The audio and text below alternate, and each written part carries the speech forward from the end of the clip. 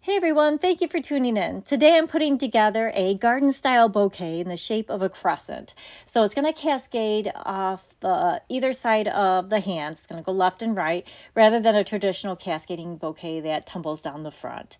So it's a nice silhouette for a bride to carry, especially if you have a very detailed wedding gown and you want to show off as much of the gown as possible, but still have that dramatic cascade effect. And it's a garden style because I am grouping the flowers together, like flowers together in different levels of height there. Almost like you just ran outside and grabbed a bunch of flowers, gathered them up, and said, voila, it's a bouquet. So just trying to make it look as natural as possible.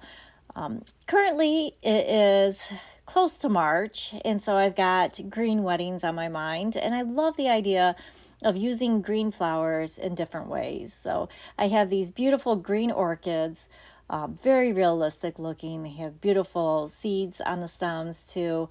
That I'm going to incorporate into the bouquet. And you can see how nicely it looks with the red orange and the peaches and this kind of gold tone too. And I'm using roses along with the orchids, two very expensive looking flowers. So you don't need that many to really make an impact. Because the orchids are green, I don't want to lose them in the bouquet. I really want them to stand out. And to do that, I'm going to put them on the very top level of the bouquet. So they are going to be the first flower reaching out of the bouquet. And then I'm just going to kind of step it down. I have some ivy colored roses. Those will go more towards the middle, more towards the focal point. And then the peach roses are a little bit larger than the cream colored roses. And so they as well demand that kind of focus with it. And I'm just going to work the reddish orange roses around the outside because they are not going to stand out as much. And I don't want them to fight with the green orchids there. And I love using the spiral eucalyptus to really define that shape. I have to do a little fluffing here and there and a little sculpting because the silk flowers tend to slip in my hands and spin whatever way they want to go. And then I have the smaller spiral eucalyptus in green that's going to be the collar around the bouquet to hide my mechanics. And it also gives a very nice texture to the outside. I take a chenille stem or a pipe cleaner and I tie it off nice and tight. I'm going to measure about 2 hands down and then trim all my wires back. I then cover it with a wax floral tape just to make sure everything holds together nice and tight. And because it's got that waxy outer shell to it, it will hold this ribbon that I'm going to use to do a stem wrap. I like doing stem wraps on crescent shaped bouquets because more than likely that stem is going to show. And it's a nice way to give a little pop of color too if you just wanted to tie it in to the wedding theme. So to wrap the stem, I trim 2 corsage pins up, and that's going to be my placeholder, I guess. I take my I believe it's a number 9 size ribbon here. It's a double-faced satin ribbon.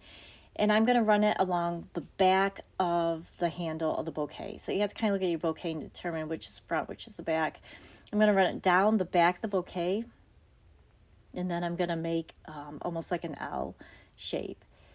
And then it's just a matter of tucking and pulling from there. So I tuck in the little extra slack here and there. And then I'm going to wind it on up the bouquet handle nice and tight. I do that on an angle so that it doesn't do any bubbles in between the layers, and it'll lay nice and flat. And if you're really good, you can get it to line up just equal distance between each turn around the stem there, but I don't always get that right. But just keeping it nice and tight is the main goal. Once I get to the top, I'll go as high as I possibly can, maybe around one more time, and then when I'm ready to tie it off, I'm going to do a twist on the ribbon there. So I give it a nice turn right here, and then I'm going to use those pins to hold it in place, and then I can trim back the tails, or you can leave the tails if you want. They're nice and pretty, that double-faced satin. It'll make a good movement when you walk. And then from here you can go ahead and you can add a little bit of glue if you want. You can add another pen. You can put a little glue at the very bottom of the bouquet. I don't like to top it off with the glue because it tends to be really messy, and I just want to keep it nice and clean. But there you go. When you got the handle all wrapped, you're all set to go. A crescent shaped garden bouquet with a stem wrap. Thank you so much for watching.